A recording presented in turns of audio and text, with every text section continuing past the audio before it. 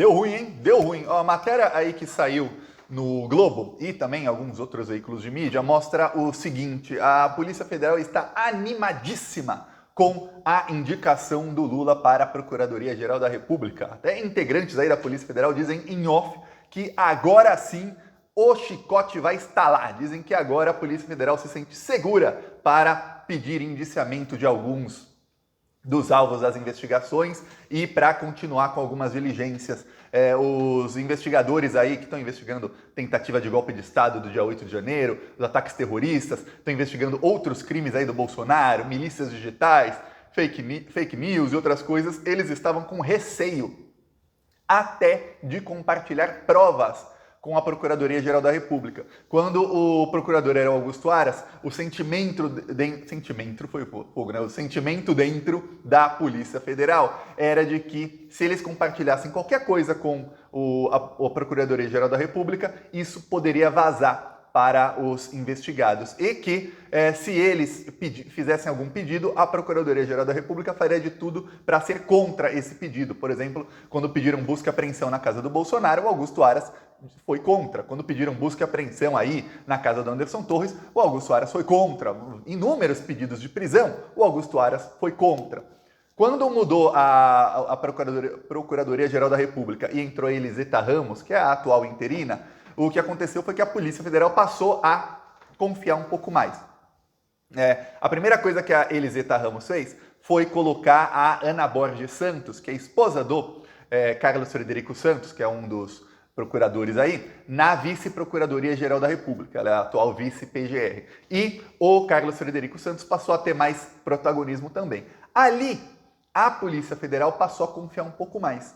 E chegou a compartilhar provas ali com o Carlos Frederico Santos. Provas no caso não, mas compartilharam os depoimentos do Tenente Coronel Cid. Enfim, toda a delação dele foi compartilhada com a Procuradoria-Geral da República.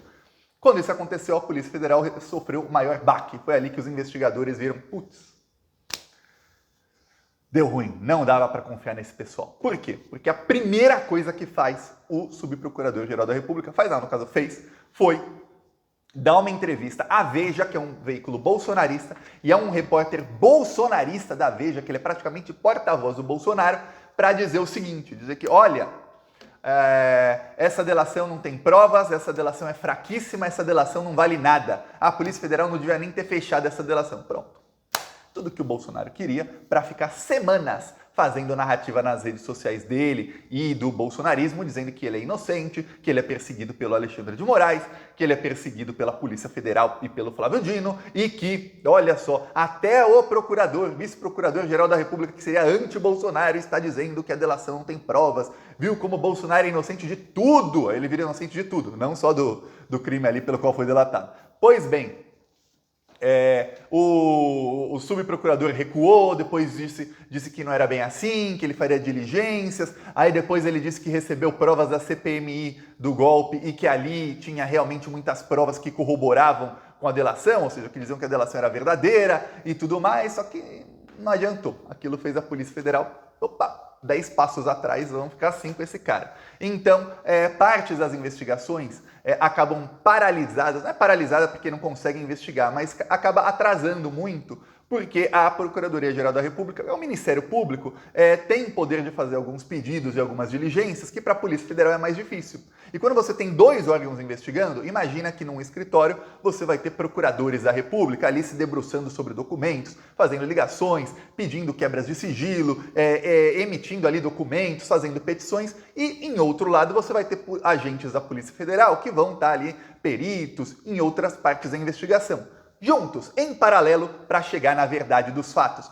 Pois bem, atualmente não, só tem uma parte. A outra, se acontecer alguma coisa, atrapalha. E aí, saiu a matéria aí que eles estão comemorando, porque eles entendem que o novo Procurador-Geral da República, ele é muito ligado ao Alexandre de Moraes e que ele jamais deixaria aí em branco nenhum dos crimes de quem ali tem provas de que queria matar o Alexandre de Moraes. Lembre-se, encontraram documentos aí que diziam que o Alexandre de Moraes deveria ser sequestrado e levado para lugar incerto e não sabido. Uma redundância, não é Bolsominion escrevendo, né? Essa é a cúpula do bolsonarismo. É um lugar incerto e não sabido. Pô, se é incerto, é não sabido, né? Mas enfim, era para matar. Se isso não é sequestrar, torturar, matar, não sei o que é. Pois bem, é isso que iam fazer com o Alexandre de Moraes depois do dia 8 de janeiro, ou se dessem o golpe antes, depois do golpe. Então, dificilmente o amigão do Alexandre de Moraes vai deixar esse pessoal livre. Mas dificilmente. Pelo contrário, pelo que eu conheço aí, dos juristas aí ligados ao PSDB, eles estão mais aí no nível de pegar e usar como exemplo. Esse pessoal aí vai pegar penas aí de décadas de prisão para que ninguém nunca mais tente chegar nem perto do que eles fizeram. É pelo que eu conheço de juristas ligados ao PSDB. Lembremos, o Alexandre de Moraes era do PSDB, Alexandre de Moraes, assim ó, com o Gilmar Mendes, assim com o Alckmin, assim com muitas figuras do PSDB. É uma ala do PSDB que odeia a ala do Aécio, viu? Então não pensa, é com o Aécio, não, é outra ala. Mas enfim, esse pessoal não deixa barato não, e tem provas aí de que o Alexandre e o Gilmar eram os dois principais alvos aí da quadrilha no STF. O Bolsonaro falava mais de Barroso e tudo mais, mas eles queriam pegar o Alexandre e o Gilmar. E no caso da Lava Jato, que está assim com o Bolsonaro, o alvo principal era o Gilmar e depois o Toffoli. Toffoli que também está com sangue nos olhos aí com algumas investigações. E aí, no meio disso, o Bolsonaro é avisado que a coisa tá ruim para o Flávio. Tá muito ruim. O Flávio Bolsonaro, depois que ele tentou me prender, a vida dele caiu em desgraça. Eu não sei, muita gente acredita em energias positivas e negativas. Olha, as energias dos plantonistas estão assim, a energia toda dos plantonistas está assim forte, viu? Porque foi só ser revelado que ele tentou me prender que começou a dar ruim para ele. Primeiro, o caso das rachadinhas do Flávio Bolsonaro voltou a andar. Passos de tartaruga, mas uma hora chega lá. Segundo, o que acontece é que agora o Flávio Bolsonaro ele mora numa mansão de 14 milhões de reais. A mansão foi registrada como valendo 6 milhões de reais e para comprá-la o Flávio Bolsonaro tomou um empréstimo junto ao BRB, que é um banco público. O diretor do BRB era amigo do Flávio Bolsonaro. Ele tomou um empréstimo de mais de 3 milhões de reais. O problema é o seguinte, nem o Flávio, nem a esposa dele e nem os dois juntos tem uma renda para poder pegar um empréstimo de 3 milhões de reais, 3 milhões e 100 mil reais. Outro problema é o seguinte, vou mostrar aqui, Dória, hein? Dória falando, não sou eu, Thiago, é o Dória falando. Se bem que a advogada do Flávio, ela tenta me prender por coisas que eu não falo, né? Eu mostro outra pessoa falando, já é motivo para me prender. Tá, Dória falando sobre a mansão do Flávio. Só aquela mansão em Brasília, sabe o preço da mansão? 6 milhões do Flávio Bolsonaro. 6 é o que ele declarou. E foi fazer lá o registro lá em Tabatinga, lá no cartório lá no fim do mundo, para ver se ninguém descobria. O preço daquela mansão de mercado foi decorada 14 milhões de reais, não foram 6. Só aquela mansão. 14 milhões. Lembremos, eu mostrei aqui faz algumas semanas, documentos do sócio, ex-sócio do Flávio Bolsonaro, no caso das rachadinhas, que está para delatá-lo, dizendo o seguinte, dizendo que ele tem provas de que o Flávio Bolsonaro recebeu a decoração da casa dele como propina. Foi propina a decoração da casa do Bolsonaro, de acordo com o Santini, que era sócio dele na Bolsotini Chocolates, que era a loja lá de chocolates em que o Flávio Bolsonaro, segundo não eu, Thiago, segundo o Ministério Público do Rio de Janeiro, usava para lavar dinheiro das rachadinhas. Então veja que a situação do Flávio Bolsonaro está ficando ruim, porque a investigação da mansão dele foi reaberta, né? Tinha sido arquivada no ano passado essa investigação, porque, primeiro, o diretor do banco, amigo do Flávio, concede um empréstimo para ele. Segundo, o Flávio Bolsonaro e a esposa juntos declaravam ter renda de 38 mil reais, só que a parcela do empréstimo é de mais de 18 mil reais, entre 18 a 22 mil reais, depende aí do mês. Qualquer pessoa aí que trabalha na área financeira sabe que não se concede um empréstimo cuja parcela é quase metade da renda do casal junto. Ainda mais quando a esposa do Flávio não tem renda fixa, ela é psicóloga, então uma hora a renda dela é maior, outra hora é menor, então tem isso ainda. Não se concede, teriam que ter uma renda muito maior para tomar esse empréstimo. Se você pensar que a casa estava decorada, que segundo aí pessoas que entendem do ramo, como o Dória, a casa custava muito mais, então tem indícios de subfaturamento no preço, que é um indício de lavagem de dinheiro, ainda mais de alguém cujo ele e a família já foram aí denunciados por usar imóveis para lavar dinheiro, aí a coisa vai piorando. Só que aí tem o pior, que é o prejuízo aos cofres públicos, porque o banco que é público, que é o BRB, que cedeu empréstimo ao Flávio Bolsonaro, cedeu com juros menores do que os juros de mercado. E aí fica aquela pergunta, por que um cidadão pode conseguir um empréstimo com juros baixinhos e outros cidadãos não? Você pode até falar, Thiago, é porque se o Flávio Bolsonaro fosse pobre e tudo mais, pode falar para o Thiago, juros mais baixos para as pessoas mais pobres, assim elas conseguem investir, melhorar sua vida e tudo mais, sem se endividar tanto. Só que no caso do Flávio de pobre não tem nada, só vê a mansão que ele estava comprando. Muito acima ali de dinheiro que ele declara ter. Muito, mas muito acima mesmo.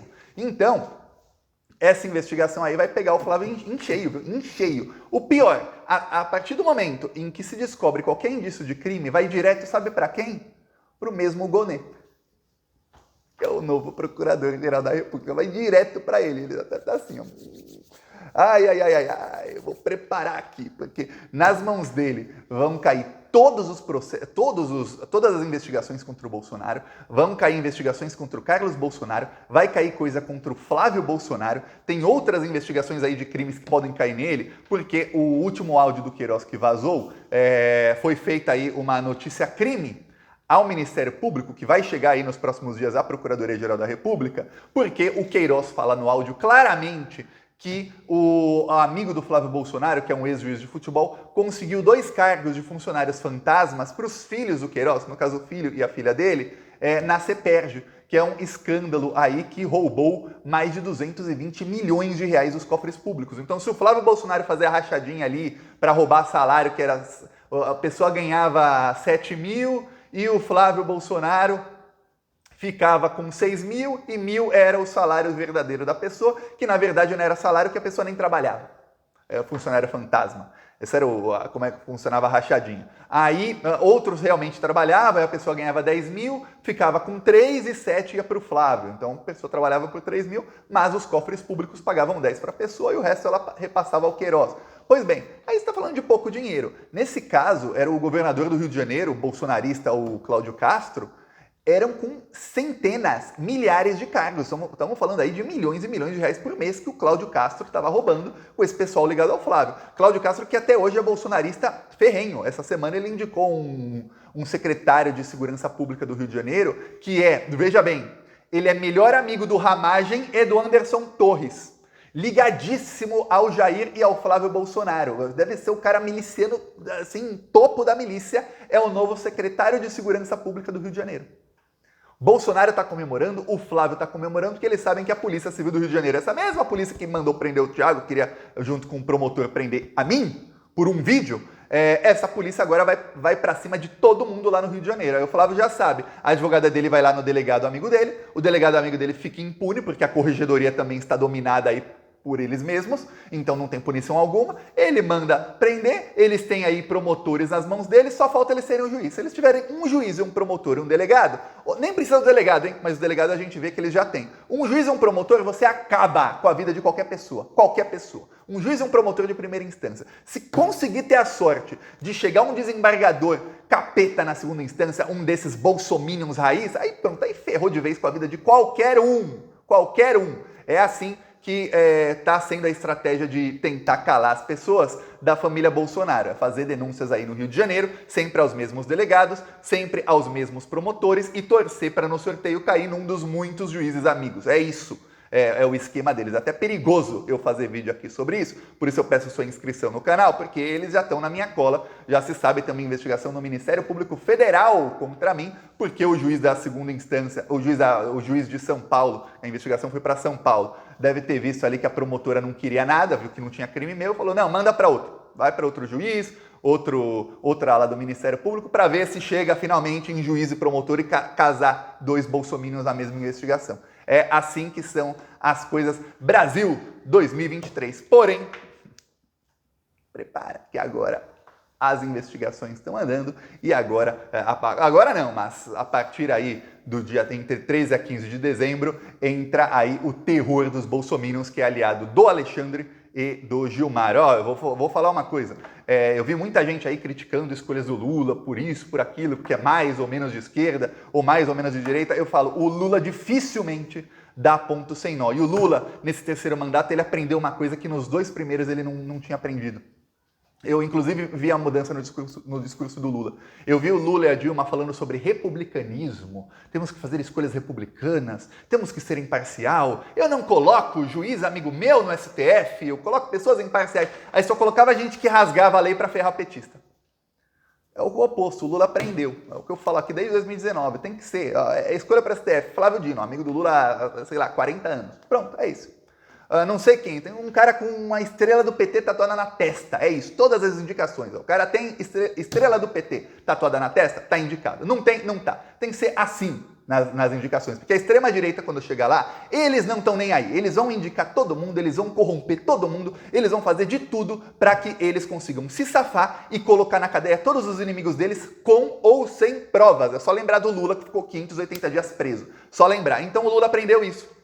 A partir do momento que o Lula aprende isso, você vê que ele não dá mais ponto sem nó. Se ele colocou o Gonê lá e o Flávio Dino lá, o Lula tem articulações que ele faz ali, que não são reuniões abertas, que o Lula faz e que dificilmente ele erra numa articulação. Geralmente ele consegue pegar ali limão e fazer uma bela de uma caipirinha, consegue dar nó em pingo d'água, o Lula. Então veremos aí como é que as coisas vão acontecer nos próximos meses, mas o que se sabe, o bafafá que está na Polícia Federal e lá em Brasília é o seguinte, olha, a família Bolsonaro vai ser a primeira a ser comida. Vai chegar o rau da Polícia Federal, da Procuradoria-Geral da República na família Bolsonaro. E o Flávio que se cuide, parece que ele é um dos primeiros da fila aí. Peço sua inscrição no canal, seguiremos aqui na luta contra tudo e contra todos aí da extrema-direita. Falou!